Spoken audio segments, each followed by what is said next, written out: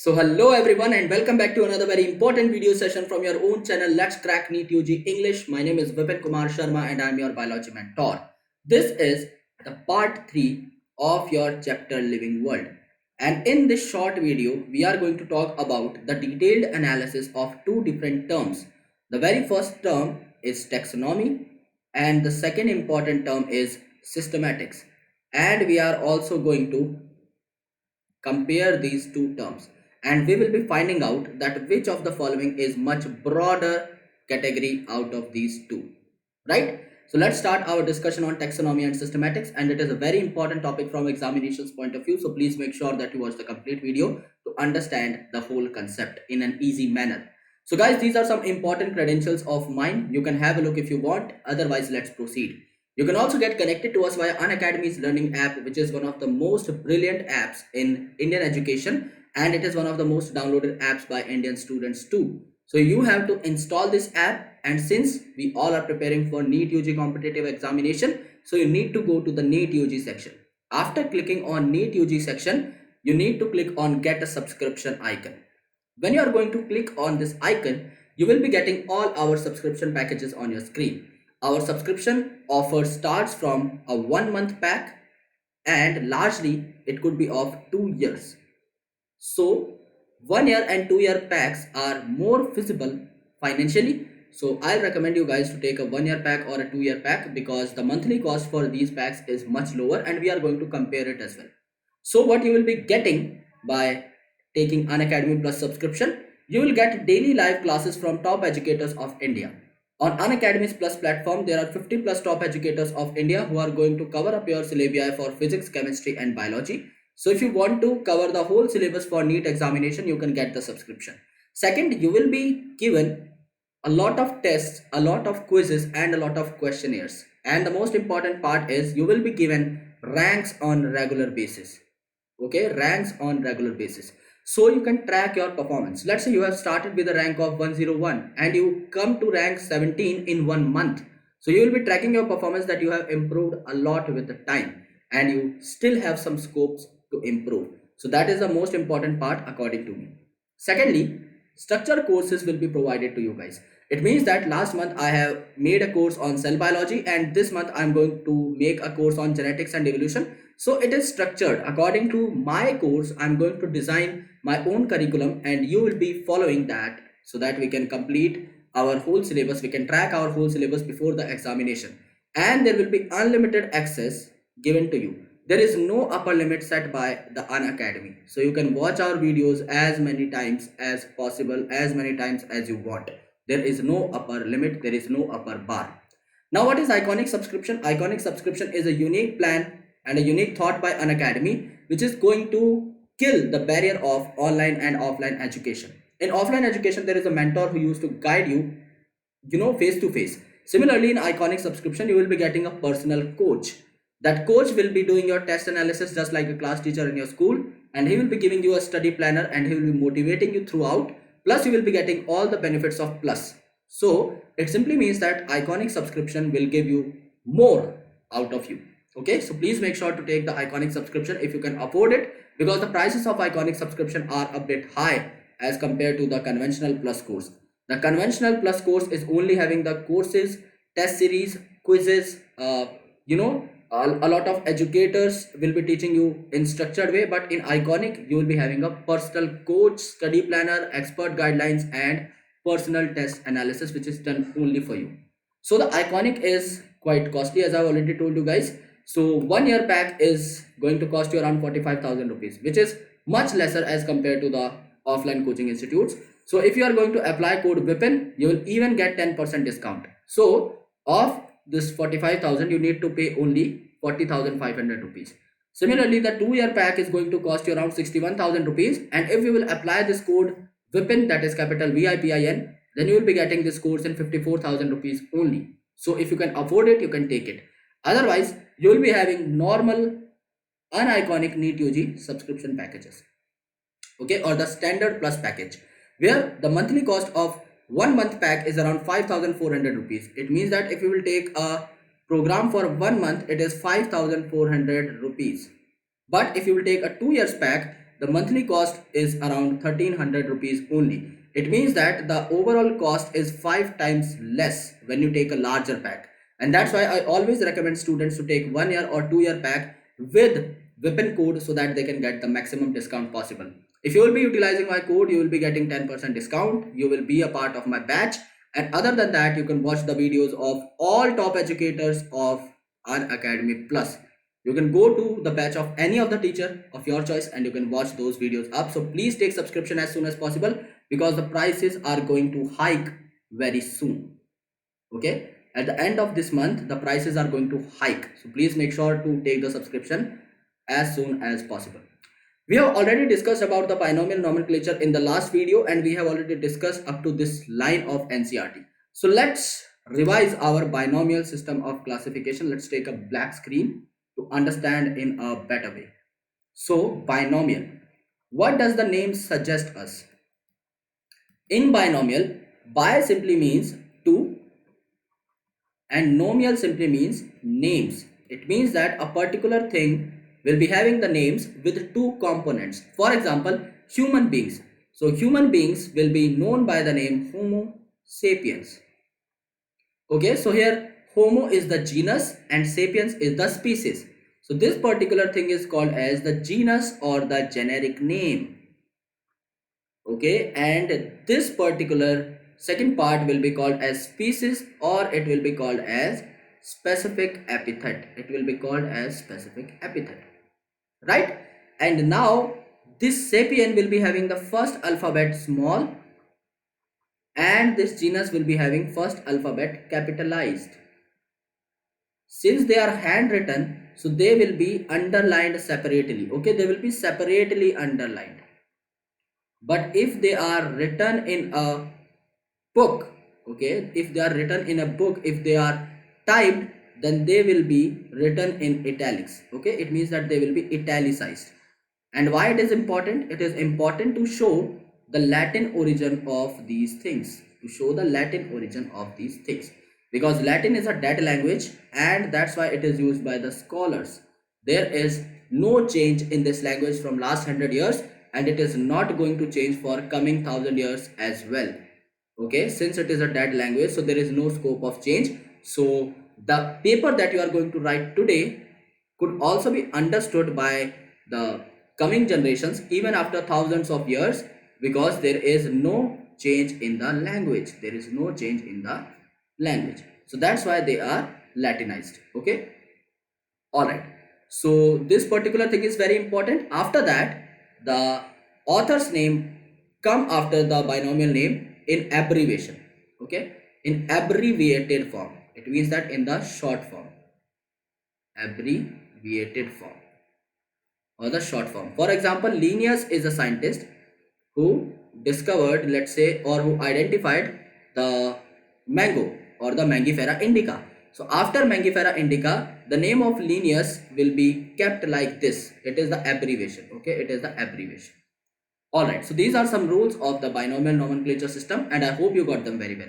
Now we are going to talk about the taxonomy in detail. So, since it is nearly impossible to study all the living organism, it is necessary to devise some means to make this possible. And this process is called as classification. Let's say that there are 1000 students in a school, but you can't teach them in the very same class because they deserve to be at different levels.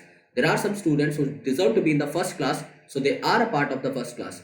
There are some students who deserves to be a part of the ninth class, they are a part of ninth class.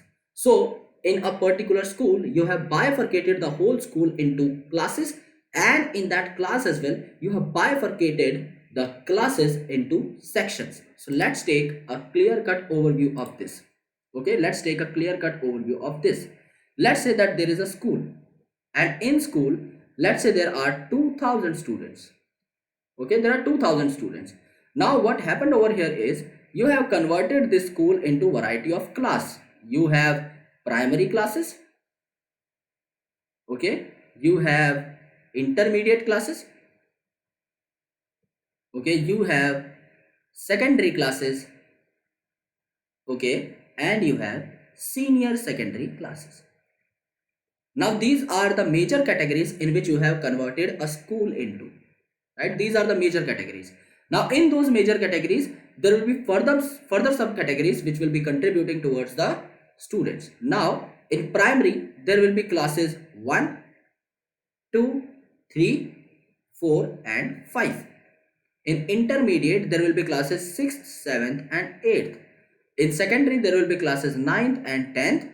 In senior secondary, there will be classes 11th and 12th. And now, there are a lot of students in those classes. Let's say from classes 1 to 5, there are 500 students. 6th, 7th, 8th, there is 300 students. Okay. Here in this particular class, there are 400 students. So rest of the students, around 800, are going to be a part of this. 800 students are going to be a part of 11th and 12th class. Now these students should be classified further on the basis of their marks. So let's say we got the sections. We got section alpha, beta, gamma and delta. Alpha, beta, gamma and delta, let's say. And these are what? These are alpha of class 1, that is alpha 1, then beta 1, gamma 1, delta 1, then alpha 2 of class 2, beta 2, gamma 2, delta 2. Similarly, alpha 3, beta 3, gamma 3, delta 3, and then 4 and 5 and so on. Similarly, here also you will be getting alpha, beta, gamma and delta from 6, 7 to 8. Here also you will be getting some sort of sections. And let's say they are divided on the basis of their performance in the previous test. So the students from 70 to 80% marks are in alpha. Okay. Then 80 to 85% marks are in beta. Okay. 85 to 95% marks are in gamma and above 95% marks are in delta. So you have kept these students in terms of sections. Similarly, you need to do this for organisms as well. You need to do the same thing for organisms. It becomes really important for you guys to understand this thing in detail. So let's say you have organisms at the place of school. You have organisms. So these organisms should be kept in variety of categories. So what are those categories? There are 5 major kingdoms in which these organisms are being divided.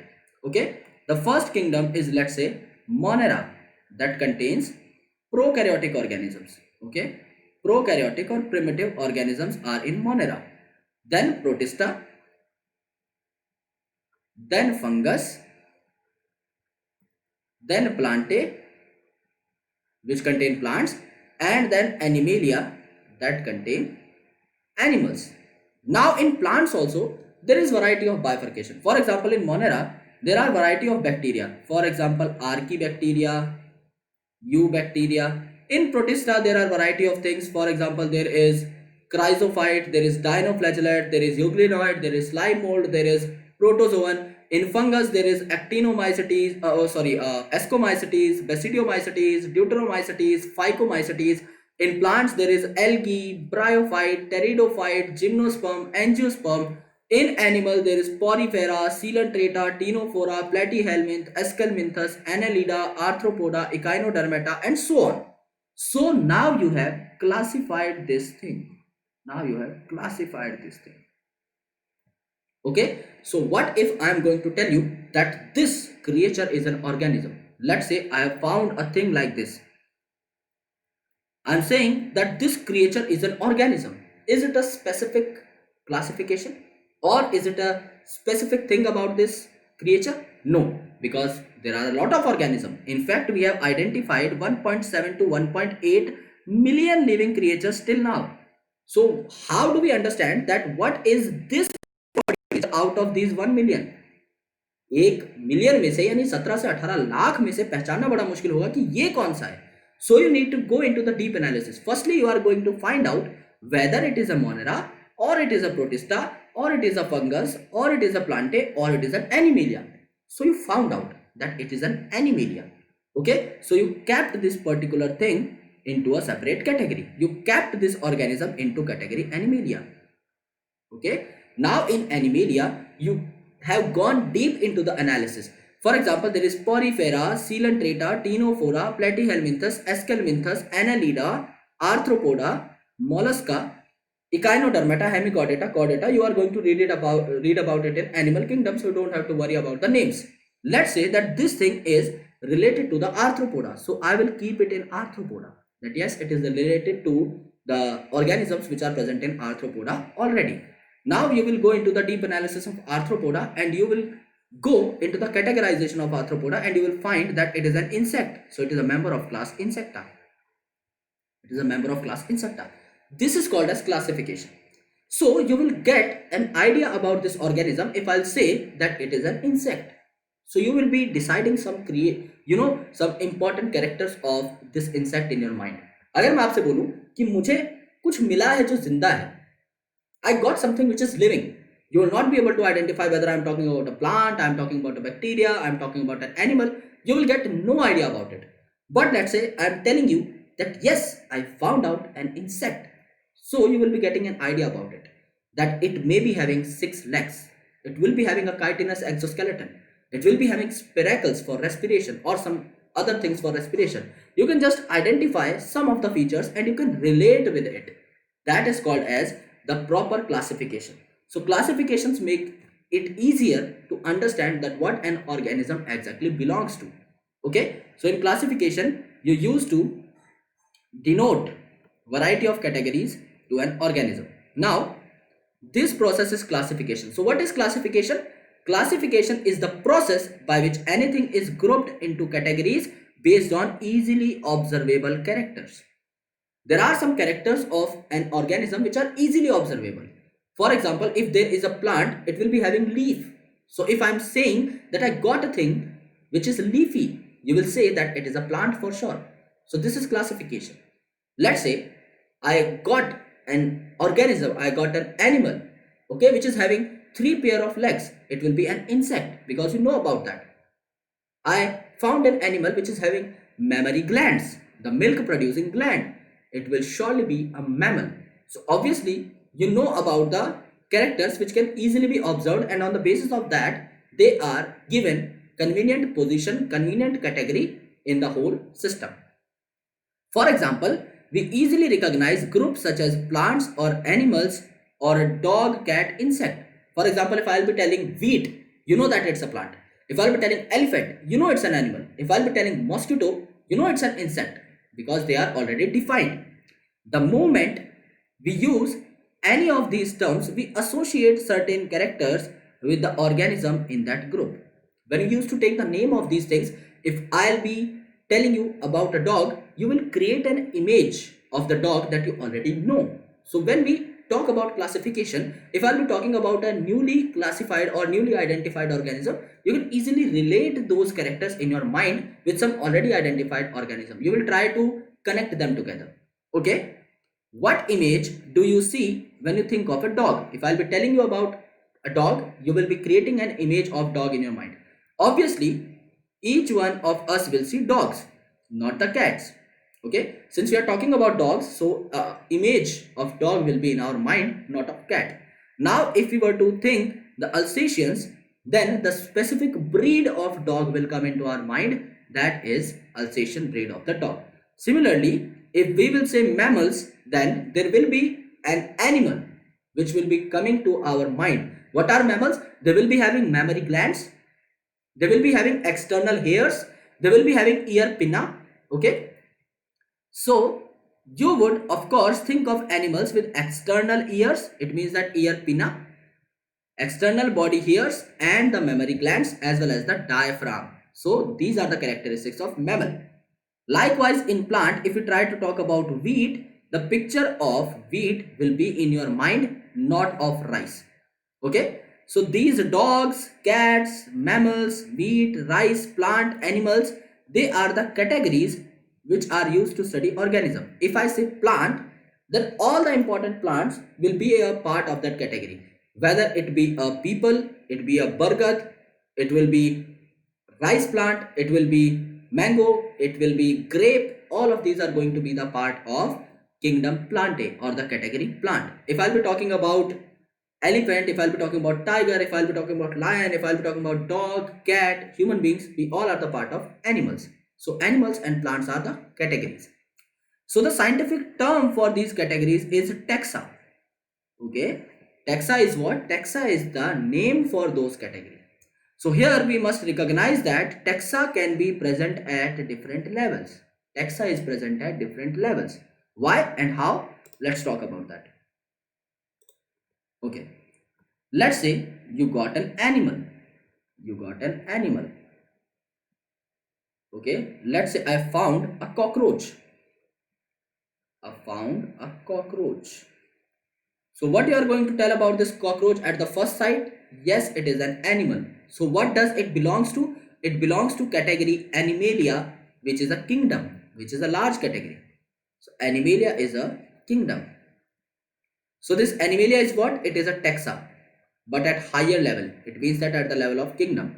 Now it belongs to the phylum Arthropoda. So Arthropoda is the name of a category that is called as phylum. So phylum is also a category, so it will also be a taxa, but at a lower level.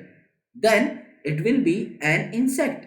So it will belong to class Insecta. So Insecta is a class. So class is also a category, but at much lower level as compared to the phylum. So the kingdom is also a category. Okay, kingdom is also a taxa, phylum is also a taxa, class is also a taxa, but at various levels. They are not at the same level, because kingdom is at much higher level than phylum, than class. So obviously all three of them will be called as taxa, but you need to point out that which level they are present at. Okay, this is called as the taxa at different levels. All right. Okay, so all right, so wheat is also a taxa. Wheat is a name, it is also a taxa. Similarly, animal, mammals, dog are all taxa, because dog is a bigger category where all the breeds are present, and dogs are mammal. So class Mammalia is a taxa, and mammal is present in kingdom Animalia. So that animal is also a taxa at kingdom's level. So you have to note that dog is a mammal and Mammalia is a class, and all mammals are animals, and animal is a kingdom. Animalia is a kingdom. So therefore animals, mammals and dog represent taxa, but at different level. They are all representing their own categories, but at different level, because kingdom is a separate level, phylum is a separate level, class is a separate level. So there are 7 obligate categories which are present, which are going to talk about in the next lecture, which are called as the 7 obligate categories. Okay, 7 obligate categories. What are those 7 obligate categories? Species, genus, family, order, class, phylum, and in case of plant, a word division is used over here, and then kingdom. These are the 7 obligate categories in an increasing order. It means that from species we are going to start, we will move to genus, then we will move to family, then we will move to order, then we will move to class, then we will move to phylum, and then we will move to kingdom. Okay, so species is the basic or the smallest category, and the kingdom is the largest category. Since they are increasing in size, so kingdom is the taxa at highest level and species is the taxa at lowest level. And that's why we call all of these taxa. These are 7 taxa, but all of them are at different levels. At different levels. Starting from species from the very basic level to the kingdom that is going to be at the advanced level. Right? So this is something that we already understood. Now let's talk about the taxonomy. Now we came to our topic, that is taxonomy and systematics comparison. So firstly we are going to talk about the taxonomy, and after we will move to the systematics. Hence, based on characteristics, all living organism can be classified into variety of taxa. So all the living organisms that you have identified till now, it means that 1.7 to 1.8 million species has been kept into variety of categories. Those were called as variety of taxas. Okay, as I've already told you guys that out of these 1.7 to 1.8 million, 1.2 million are going to be animals, and around 0.5 million of the species are going to be of plants. Okay, this is important. This process of classification is taxonomy. It means that when you try to place different kind of organisms into their respective categories, into their respective taxa, this process is called as taxonomy. Okay, so what is taxonomy? The process of putting, the process of defining, or the process of keeping variety of organisms into their respective taxa or respective categories. So taxa can also be called as a category. Taxa can also be called as a group.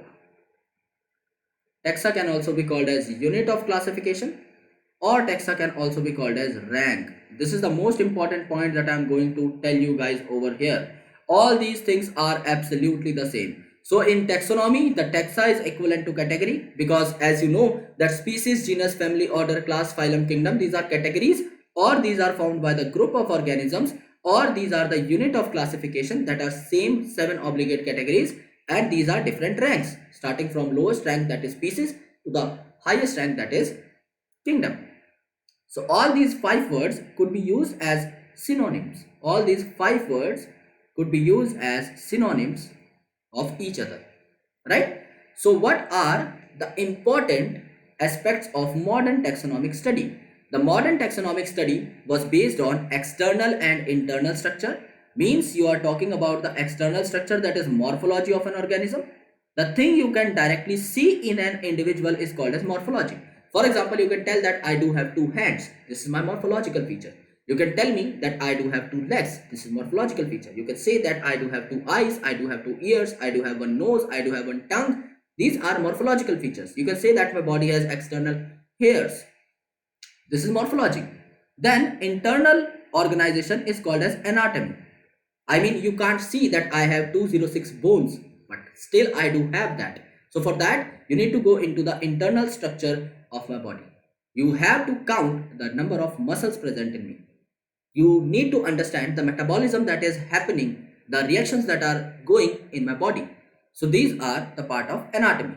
Okay. Other than that, structure of a cell. Okay. That what kind of cell it is. Okay. It is called as cytology. That whether the cell is prokaryotic or eukaryotic, whether it do have a defining nucleus or not, whether it do have complex organelles or not. So all these things are related to the cell structure.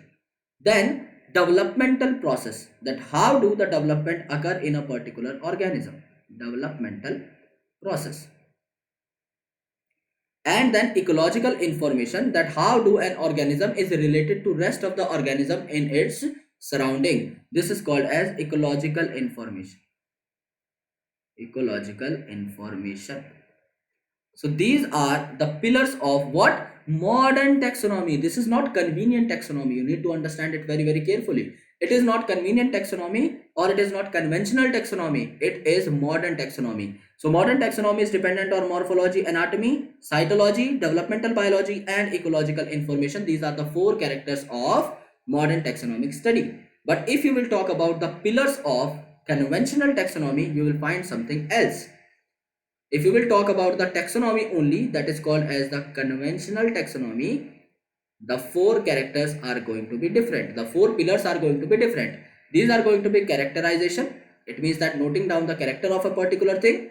Identification, that is identifying a particular thing. Classification, putting it into convenient categories. Nomenclature, naming it on the basis of binomial nomenclature. So let's talk about it by taking an example that we have taken yesterday. Let's say I have found a cockroach, or let's say it is a cockroach like organism. Okay, cockroach like organism. I don't know what it is. Okay, I don't know what it is. I am trying my level best to get what it is exactly. So what I need to do according to the conventional taxonomic methods, I need to do the characterization. I need to do the characterization. So I'll be making a list of all the characters. For example, I got to know that it do have antenna. It do have antenna. It do have compound eyes. It do have compound eyes.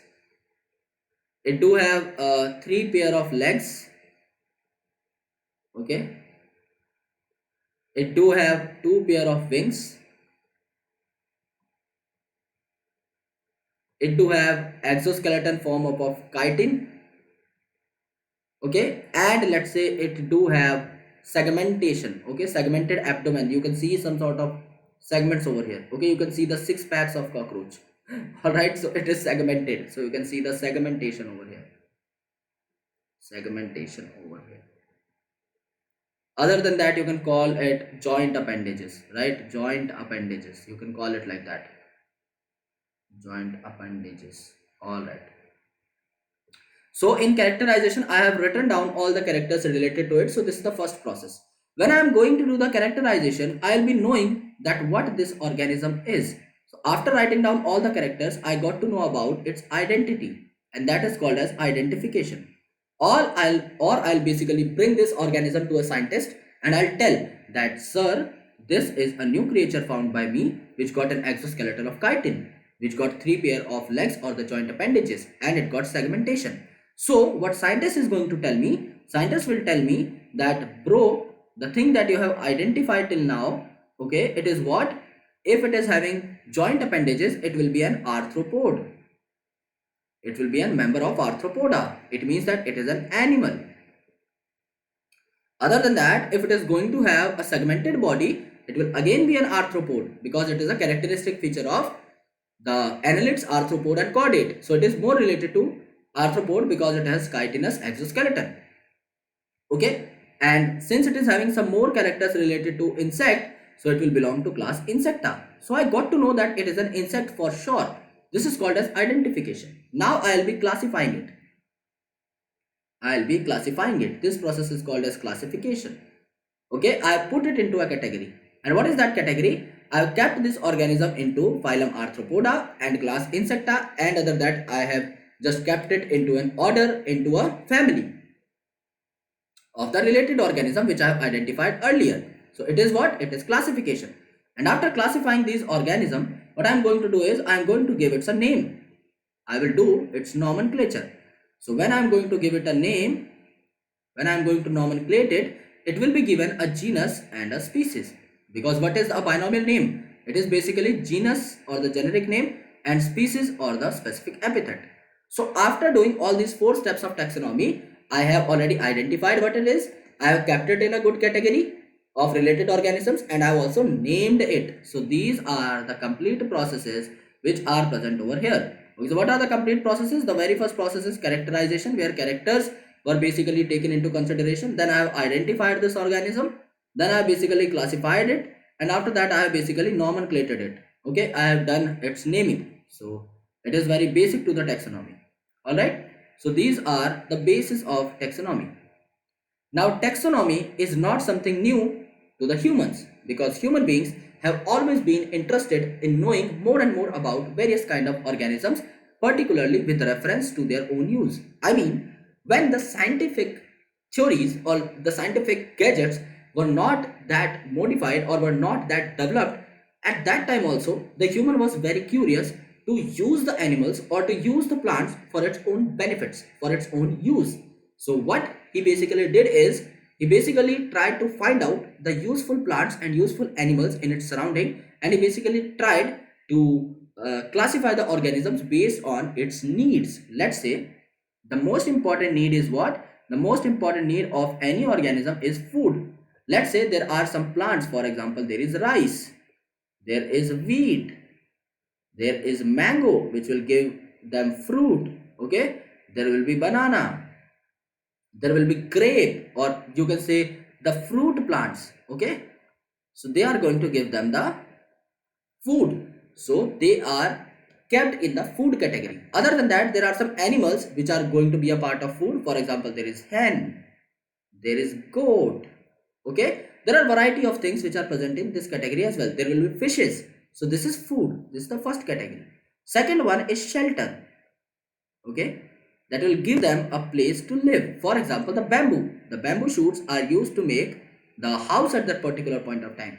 There will be some large leafy plants whose leaf is used to make the roof of a particular house. Okay, there will be timber wood that is used in the formation of a lot of houses.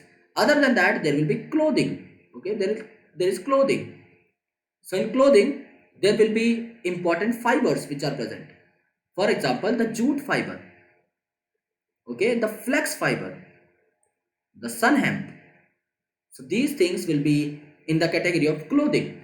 Other than that, let's say that they require some animals for their security. So for security, what they are having in their locality is dogs. They have well-trained dogs that are going to give them security. Then for variety of things, they do have horses and bulls, for example, for transport. At that particular time, they do not have bikes or the cars, so they transport the material from one place to another by bullock carts, by horse carts, okay, and in icy surroundings or at the place where there is a lot of ice, they used to use some dogs, as you have seen in variety of movies, that a dog is used to pull a cart, that is Siberian husky. So that husky is also used for security. Okay, husky, Siberian husky, that is used for security, and that can even be used as a transport in some of the places. So this is the earliest classification which was based on the uses. That is the most important line of this article, that it was not scientific. To be very honest, we know that very well, it is not a scientific basis to classify the organisms into category, because as you can see in the food itself, there is rice which is a plant and there is goat which is an animal. So there is no link between plant and animal, as they are separate, they are of different kingdoms.